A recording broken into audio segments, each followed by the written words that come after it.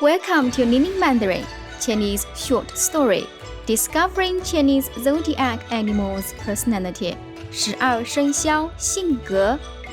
鼠年 For example, 1984, 1996, 2008, 2020, 2032 Chinese short story for listening practice. Are you ready? Now listen carefully. If you get stuck, turn on English captions or slow down the audio in setting. Questions for our listening practice. 12生肖是指12种动物，每年都是一个生肖年。按照固定的顺序，在12年内循环。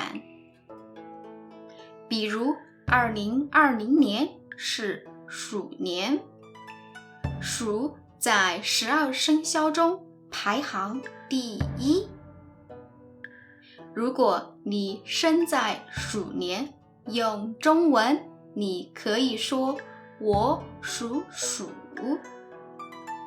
在中国文化里，生肖年和我们的爱情、事业、性格都有关系。虽然人类不太喜欢老鼠，可是它是一种非常聪明的动物，既乐观又幽默。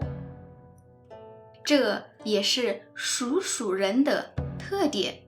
属鼠的人既聪明又勤奋，他们的记忆力很好，爱提问题，做事也很淡定，不容易冲动。但是他们不太喜欢特别随意的人，比如说他们不喜欢乱花钱。因为他们很乐观，适应新环境的能力很强，所以非常受欢迎。因为鼠和鼠字同音，所以在鼠年，中国人喜欢用的祝福语是鼠年快乐，鼠你最旺。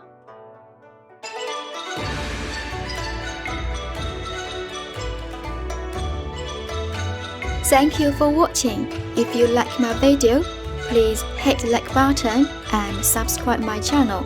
If you enjoy my content and would like to support my creation, please consider to be my patron.